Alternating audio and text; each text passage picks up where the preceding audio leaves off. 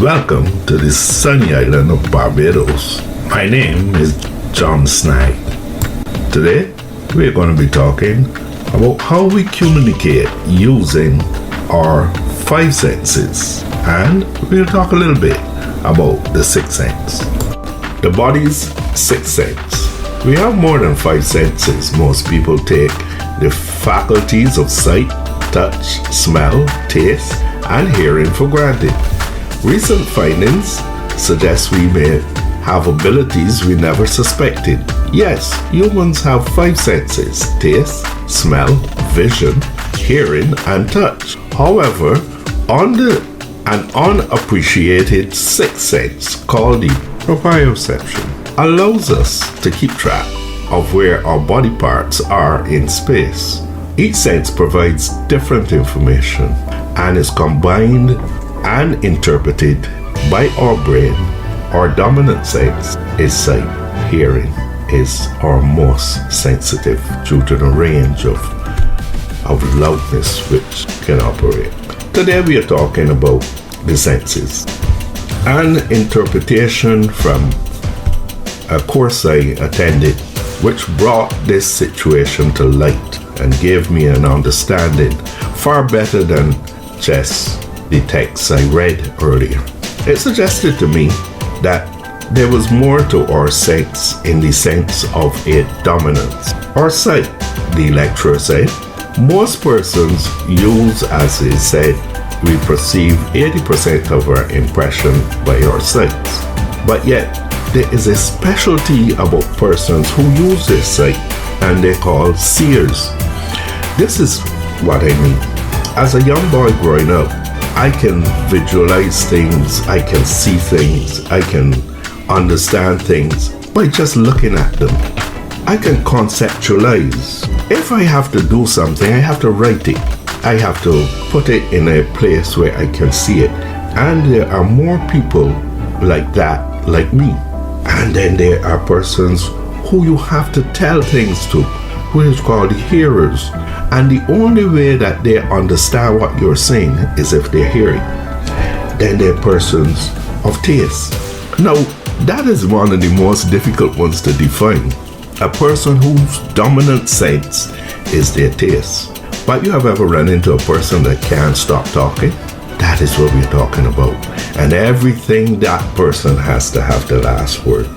There's a sense now of touch or feely, touchy-feely person. There is a person out there whose dominant sense is always that they have to touch everything.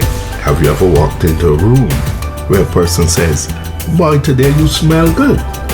You think it is strange that he or she may be making a pass at you. White boy, somebody say you smell good. Because that person's dominant sense is smell. So, when we are talking about getting to know people, we have to understand that getting to know people, that some of us, our dominant senses, and what our dominant senses are. Most of the people we come along and we will find that they talk about their sight. Yeah, but that person has to see it. You could be talking in a group and a person doesn't understand anything that you're saying because they cannot visualize it. Yet the person who's in the group and they're hearing it, they already got the concept because their brain has taken them to the place where they're hearing and understanding what you are saying. So think about it. In the schools, we're teaching our children and we're teaching them, but we are leaving out a very important section. Everybody's dominant sense is different. Some people see it, some people hear it, and some people have to see it in order to get it into understanding.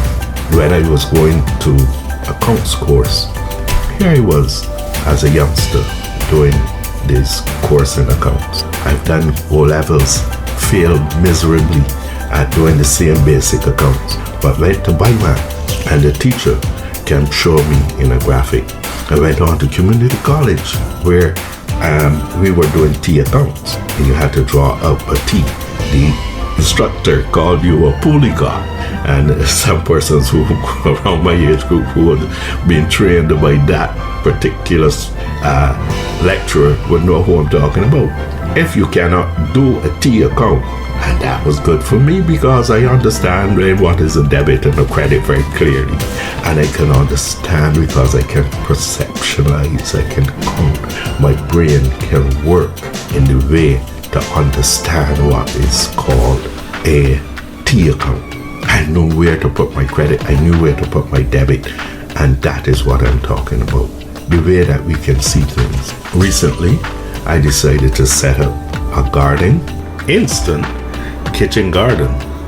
The person who is going to manage that project decide that they have to come and see it. They don't tell me on the phone the measurements is 6 by 4 by 3 by whatever you're going to do. I want to see the space. I want to see the physical space in order that when the job is complete or the persons come to do the work, they know what they're doing. After watching the video, can you tell what your dominant sense is? Can you tell what your partner's dominant sense is? Or any of your friends or associates?